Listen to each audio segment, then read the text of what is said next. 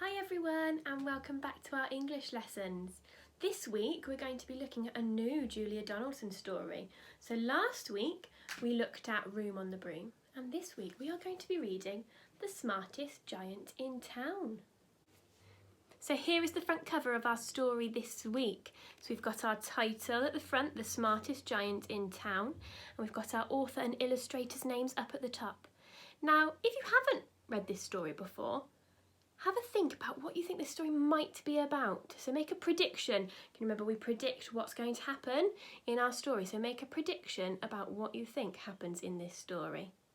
Right, so just like last week, if you would like a book buddy to listen to the story with you, this is your chance to get them. So maybe get your favourite teddy to come and listen to the story with you.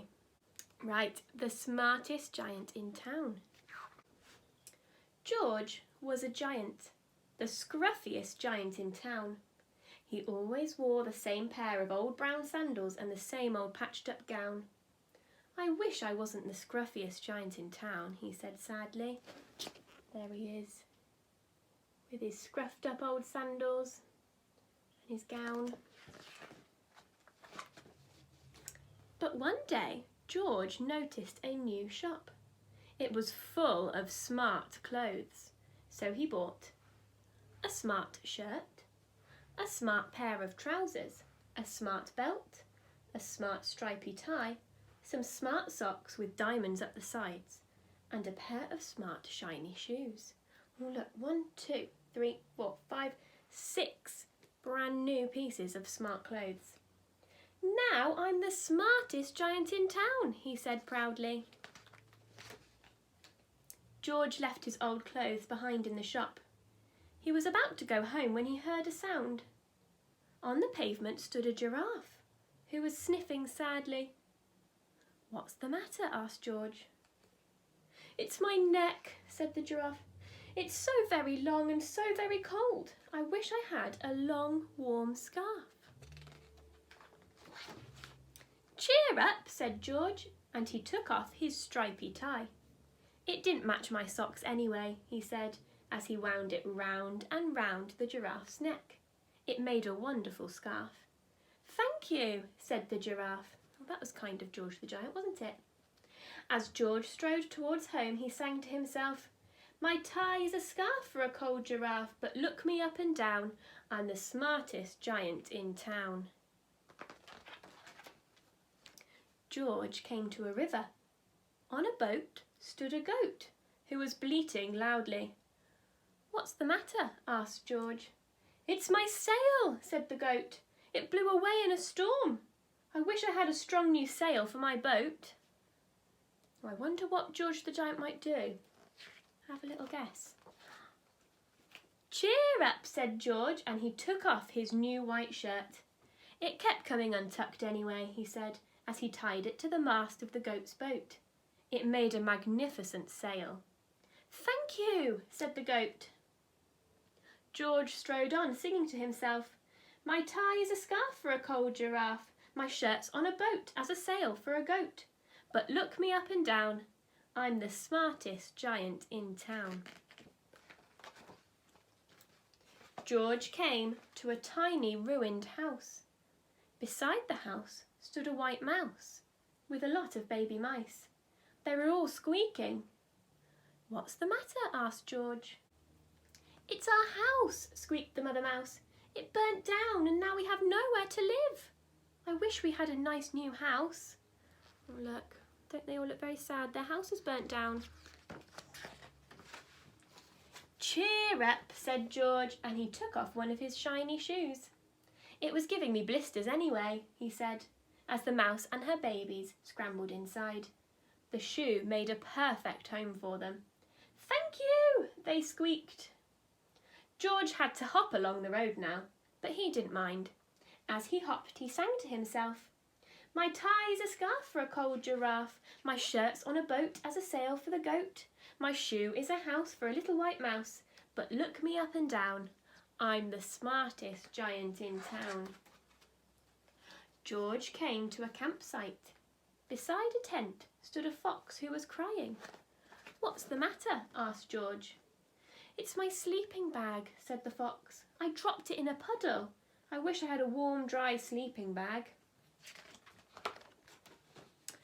Cheer up, said George, and he took off one of his socks with diamonds at the sides. It was tickling my toes anyway, he said, as the fox snuggled into it. It made a very fine sleeping bag. Thank you, said the fox. George hopped on, singing to himself. My tie's a scarf for a cold giraffe. My shirt's on a boat as a sail for a goat. My shoe is a house for a little white mouse. One of my socks is a bed for a fox.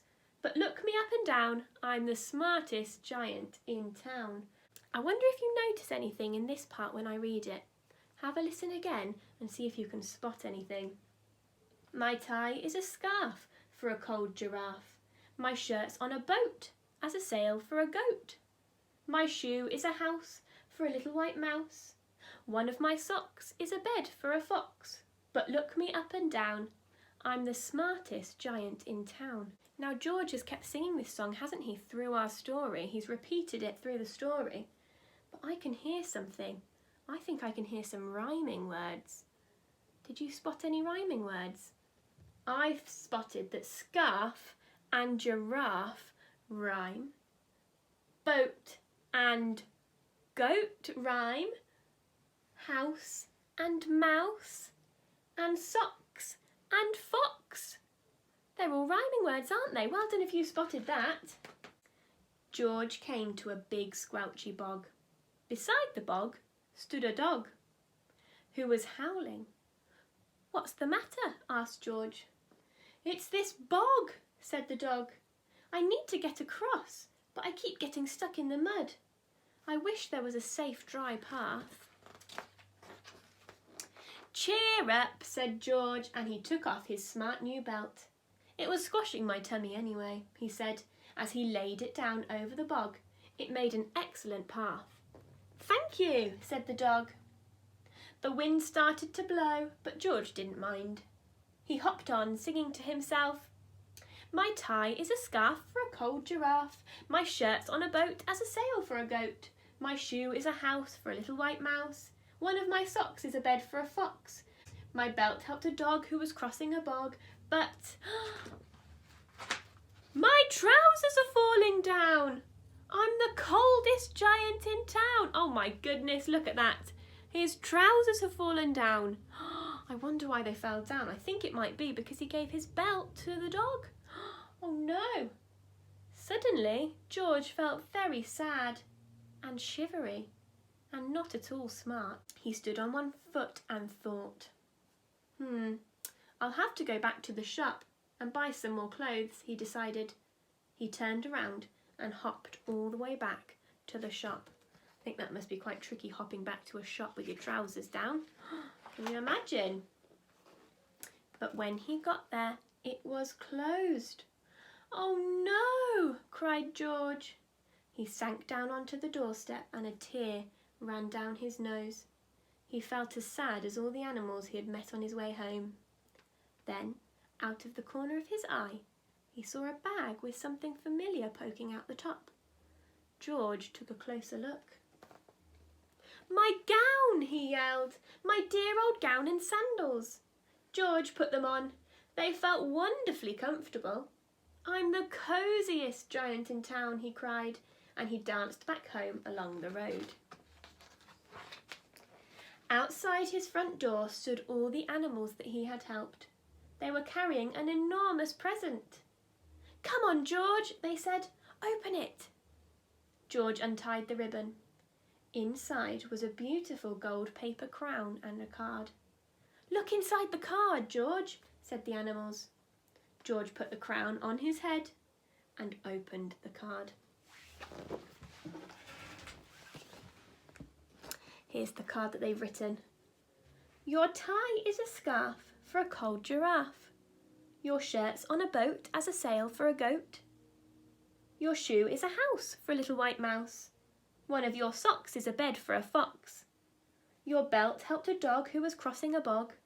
So here is a very fine crown to go with the sandals and gown of the kindest giant in town. Oh, and that's the end of our story. This is one of my favourite stories because I think George the Giant is very, very kind. I think he definitely is the kindest giant in town, because he starts his story as the scruffiest giant in town, and he spends his money to buy himself some smart clothes so that he can be the smartest giant in town. But because the animals need his help, he gives away his things to help them out, doesn't he? And that's a very, very kind thing to do. He's not thinking about himself, he's thinking about other people first and how he can help them. And that's a really, really kind and brave thing to do. So I really like George the Giant. I think he's a really kind character in our story. I hope you enjoyed our story, and well done for sitting so nicely and listening. Over the next few days we'll be sending out some more videos with some activities for you to do based on the smartest giant in town. We can't wait to see all the amazing work you're going to do on Dojo.